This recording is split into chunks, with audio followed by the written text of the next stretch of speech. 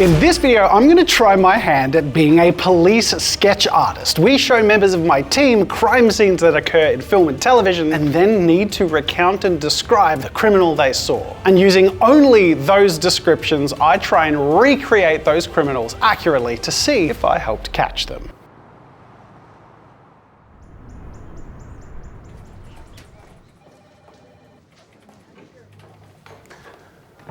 I'm going to attempt a form of art whose success actually does not rely on the outcome looking very good. The art of the police sketch. This is my first day on the job, and as such, I should probably spend a little bit of time trying to figure out what a police sketch artist does. Now, in the real world, when a police sketch is done, the victim or a witness of the crime provides a description in their own words of the appearance of the perpetrator, where the artist, officially hired by law enforcement, puts together the representation of their description. A great example of this is Ted Bundy's police sketch, which to the layperson, these two images do not look alike, but it worked. Someone actually saw the police sketch and something reminded them about Ted Bundy, and maybe they should go speak to the police. Only 8% of police sketches have in any way produced any results, and that's a statistic from a 7-year-old YouTube video. So now that I feel thoroughly briefed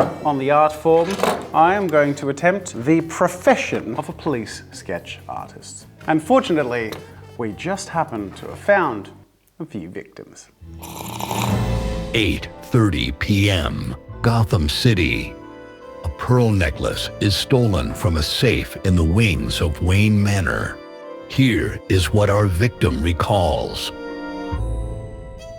Hello, darkly lit interview subject. Can you please tell me what happened? When I came in, she was looking into the safe. Could you describe her appearance in your own words? She was pretty thin. She was wearing like a maid's outfit, low-rise neck. She had very defined collarbones, like kind of sunken eyes a little bit. Not too thick, but kind of thick eyebrows. Her hair was tied back and she was wearing a pearl necklace. Minimalistic makeup, pretty natural. I think a bit dark on the top of her eyelids. I would say she probably had a longer face. Okay. Her nose was kind of thin and long with like a small point, and her ears were relatively flat back against the side of her head. When I approached her, she tripped me and she jumped up to an open window and did a backflip out of the open window.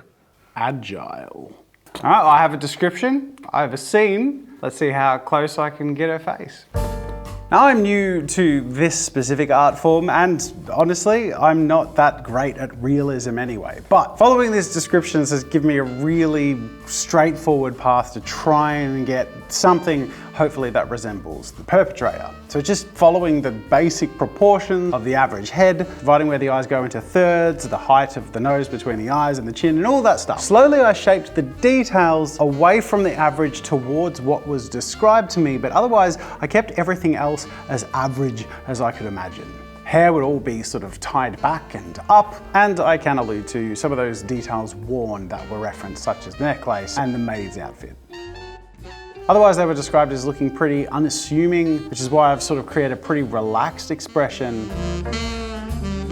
There was no described hair color or eye color or anything like that, so again, I'm just sort of working with tonality, just a sort of mid-gray that could maybe be interpreted as black, maybe brown, maybe even blonde, but at the end of the day, it's the features that stand out that someone remembers to describe, and they're the things I'm trying to make stand out.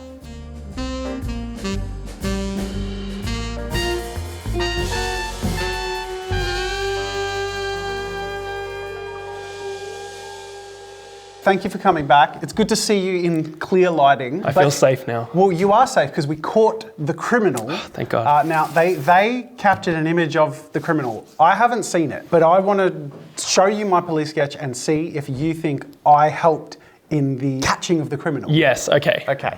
So this, based on your description, is what I've come up with. Wow, I think that's pretty close. You that reckon? fits my memory. It does? Yeah. Okay, well, I'd like to see the criminal if you don't mind. Oh my God, it's Anne Hathaway!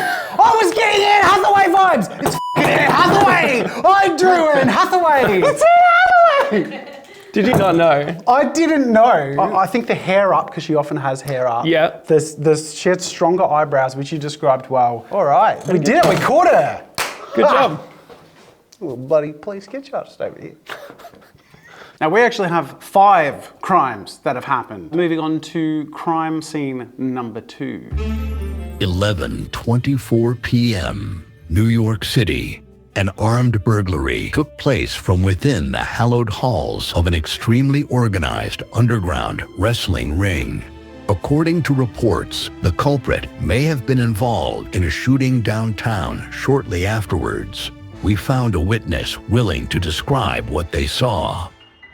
Can someone turn a light on? Because I can't really... Okay, yeah, go on. So he had spiky, dyed blonde hair that was receding, very dark 5 o'clock shadow. He had deep-set eyes with very thin eyebrows. Thin eyebrows. He had a very long face shape, a long oval face shape with a very long nose. He had a scar on his forehead, as if it was a cut previously. Can you tell me where He was wearing a bright red t-shirt under a black leather jacket. He was very serious, very rushed. He ran straight past me, stole the elevator that I was waiting for, and said thanks. And then he was gone. Okay, sounds traumatic. Thank you for your time. Thank you for having me. See if I can capture their likeness. Now, I start off depicting the gun-wielding cash grabber trying to catch an elevator the same way I started my previous one, starting off with the averages, a slightly broader build because we're going with male rather than female, and then starting to slowly work in the details. There wasn't a lot of detail described in the face, but there were a few key features like an oval face, which I think ties in nicely with the hairline, and a long oval nose. I'm not sure what that looks like aside from, Ernie. Or is it Bird? Bird's the grumpy one. He's got the long oval nose. Anyways, it's those standout features that are gonna make this person clear to recognize. The final features, of course, the red shirt, black leather jacket, and a scar on the forehead, the position of which wasn't described. And remember, the intention of these is that someone who knows this person would think, hey, I know someone with hair like that, they have a scar on their forehead, even if it's in a different place, they're probably gonna be pretty quick to recognize them. At least, hopefully. Let's find out. I'm hoping you feel like I helped in catching the criminal. Oh my God, you absolutely nailed it. Really? Yeah. Oh my God. He's the guy from Spider-Man. Even the scars in the bloody... He's got the same hair and everything. I think I helped catch him. Yeah. Yeah! Statistically, I'm already better than most police sketch artists. They should give you a raise. Yeah. I know, right? Thank you for your I'm help. off to go to therapy now. Have fun. Thank you. Doors on the left. Thanks. Now on to the 3rd crime scene. 9:13 p.m., Washington, D.C. The Declaration of Independence is stolen via a gift shop by a man wearing a tuxedo. The document was later found drenched in lemon juice. We have a first-hand account from an employee at the gift shop. Describe to me what you saw. Well, this guy came in and he stole a really important document. He was wearing a tuxedo. He was basically all forehead, just a very forehead-looking guy. A very forehead-looking guy. Okay. A receding hairline, his hair kind of puffy but slicked back as if it was sort of outlining his head. Puffy but slicked back. You're aware that they're two opposite adjectives. No. He had really defined sideburns about halfway down his head, pronounced nose, sort of rounded cheeks, thin eyebrows, long ovally sort of face. Yeah, the folds from his nose, past his cheeks, were quite pronounced, but he was completely clean shaven, and yeah, his hair was brown. And I think he did something nasty, but he paid. Okay, that's a complete description of our 3rd criminal. Let's see if I can accurately depict them. Our tuxedo document thief is described as having a large forehead. The forehead was exceptionally emphasized in the description. Hair that is fluffy and slicked back. I'm interpreting that as sort of pulled back over the top even though it's thick, so it still sort of pokes out, but sort of tufted around the sides and around the bottom. That and the sideburns are probably the key standout features of this face, which otherwise doesn't have any real specific standout descriptors, aside from a slightly pronounced nose, round cheeks, and an otherwise oval face. I'm not sure how I feel about this one in the end. I don't know if I got the proportions slightly wrong, but to me, they look like a baby, like a baby man. The jaw is a little too small and I went a bit too round with the cheeks, so he's just looking a little bit like a baby. But maybe that's exactly what he looks like. I don't know. Let's see how close I got. I just want to verify if you feel like I will have helped in catching the criminal. Okay. This is what I did. Okay. That's interesting because this person I recognize from some other things, but I think my descriptions might not have hit it as well. So maybe it's my fault that it didn't quite work. Who is it? Different stage. Oh, interesting. Yeah. Okay, I feel like the hair, but you know what? We've seen the Ted Bundy sketch. I feel like I'm as close as that one was.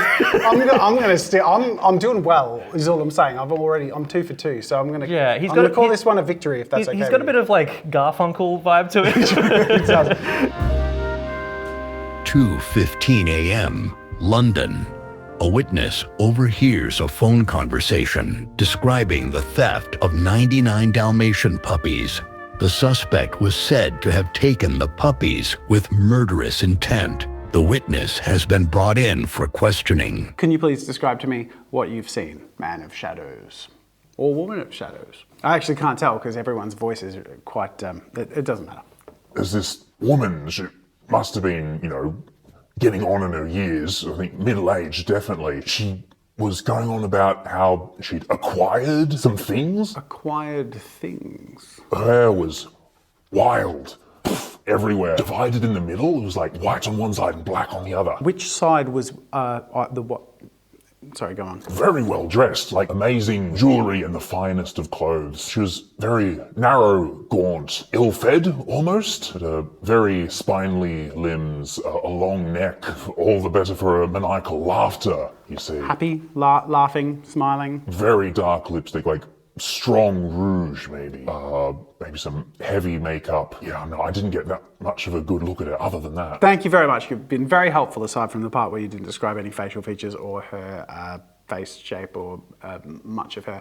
So I'm gonna go get a glass of water now. I'm gonna stick to my description and see what a police sketch of this person might look like. Now, I'm not going to work on any assumptions based on who I think this person might be. I am simply a humble police sketch artist who is drawing a middle-aged woman with dramatic white and black hair, which is obviously the key standout feature. The fact that it's white on one side, black on the other side, well, anyone who knows a person with hair like that will immediately recognize them based on the police sketch. So I'm hoping this one's pretty straightforward. Oh, it's Murray. Hi. Are you okay? Is everything okay? Somewhat, yeah. It was traumatic. Yeah. I want to show you my sketch. I'm hoping you feel like I got pretty close. Ooh, I think you pretty much nailed that one. Really? Yeah. Give us a look. There you bloody go. Which is What's that? it? What's that from? The live action? Oh, the old live action. Yeah. Oh, why did my brain... Hugh Laurie. Yeah. Well, there you go. I actually still had no memory of her. But I just Hey. stuck to your description. I knew in the first 10 seconds it was Cruella. Is- She's not the type of person you'd need a police sketch for.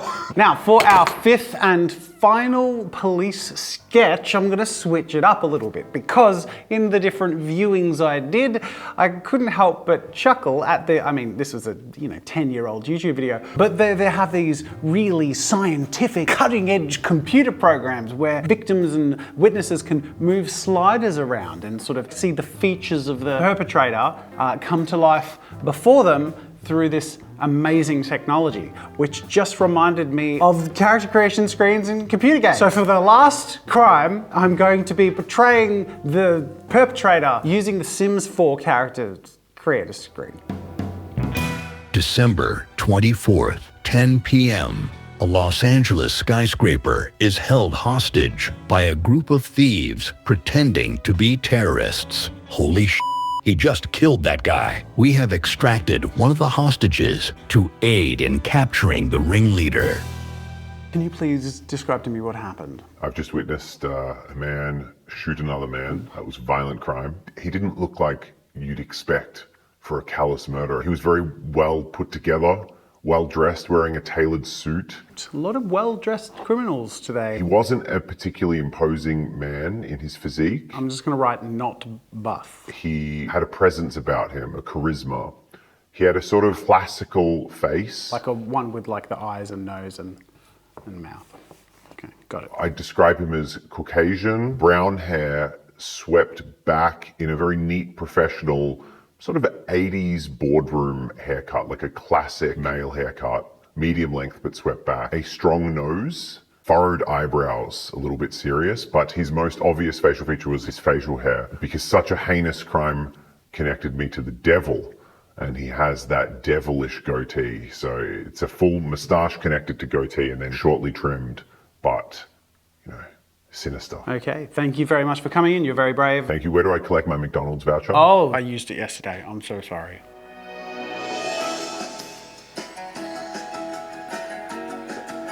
Could you describe how they looked again?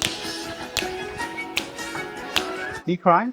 Are you okay? He's described as Caucasian, brown hair, 80s boardroom haircut, strong nose. Now it's the facial hair. This is one of the key features. I feel like it's between these two. Let's go thicker brows. There you go. This is probably our best police sketch yet. Probably nailed it. This is the top of the line, now industry standard facial feature generator. Is this who you saw? That's pretty close to the guy that I saw. Is Yeah. it? Yeah. Okay. Yep. Well, let's have a look. Who it was? Is it Mark Wahlberg? No. No. Who is it? Oh, yeah, We arrested Mark Wahlberg. Oh, it's freaking Hans Gruber. There's a Gruberness. I didn't realize his goatee connected to his hair. Yeah. It seems to be a low beard. Yeah, interesting. But it's very low cut. Can someone let Mr. Wahlberg know he no longer needs to wait for his lawyers? So we're going to have to find and apprehend Alan Rickman.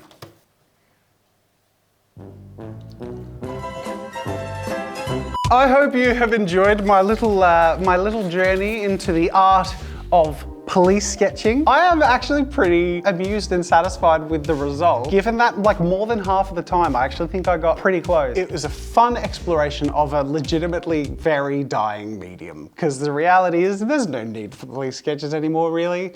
People just take out their phones and film people. Thank you so much for watching. That is it for this video. Until next time, I'll see you later.